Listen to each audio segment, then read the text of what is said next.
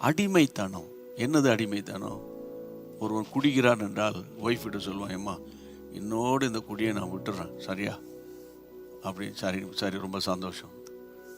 விடிய காலையில் பார்த்தா ஆள் இருக்க மாட்டான். போனால் டாஸ்மாக் கடையில் போய் குடிச்சிட்டு வந்து தள்ளாடிக்கிட்டு வருவான். இதே மாதிரி சொல்லி சொல்லி சொல்லி ஒரு கட்டத்தில் என்னால் குடியை விடாமல் இருக்க முடியாது. அது என்னை அடிமைப்படுத்தி வைத்திருக்கிறது. சிலருக்கு இந்த சிகரெட் அல்லது புகை பிடித்தல் ஒரு அடிமைத்தானம். அவங்களால புகைக்காமல் எவ்ரி 5 மினிட்ஸ் எவ்ரி 10 மினிட்ஸ் அவங்களால புகைக்காமல் இருக்கவே முடியாது. அவர்களை செயின் ஸ்மோக்கர்ஸ் என்று சொல்லுவாங்க. புகைக்காமல் இருக்க முடியாது. இப்போ தற்காலத்தில் இந்தியா முழுவதும் இந்த கஞ்சா என்ற ஆவி பரவி மாநிலத்திலேருந்து அது உள்ளே வருகிறது, அங்கேருந்து அது எல்லா இடத்துக்கும் அலைகிறது என்று சொல்கிறாங்க. தெரியல நமக்கு. ஆனால் ஆக மொத்தம் தமிழ்நாட்டில் நிறைய இடங்களில் கஞ்சாவினால் தம்பிமார்கள் பாதிக்கப்படுறாங்க, தங்கச்சிமார்கள் பாதிக்கப்படுறாங்க. போதைக்கு அடிமைத்தானம், அதுலேருந்து வெளியே வர முடியல.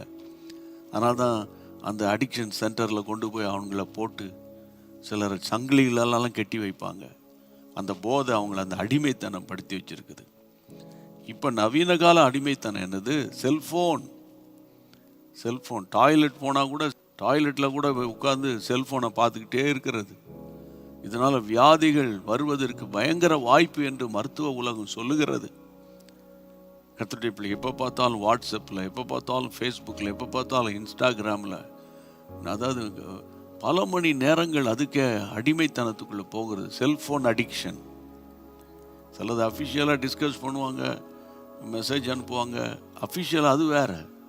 ஆனால் சிலர் அதை இதன் பண்ணி பார்த்து செல்ஃபோனில் சில பேர் பயங்கர அடிக்ஷன்.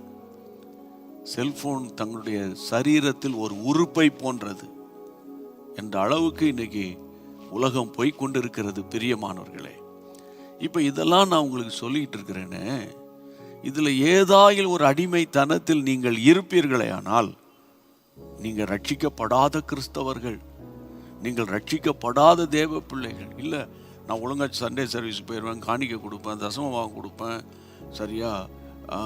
அப்புறம் என்னது, எங்கள் அப்பா அம்மாலாம் கிறிஸ்தவங்க, அதெல்லாம் ஒப்பேறாது. நீங்கள் இயேசுவின் இரத்தத்தினால கழுவப்படணும். நீங்கள் ஆண்டவருடைய விலையேற பெற்ற இரத்தத்துக்குள்ளே வரணும். அப்போ ஜீவ காலமெல்லாம் மரண பயம், அடுத்தது நான் காலமெல்லாம் அடிமைத்தனம்.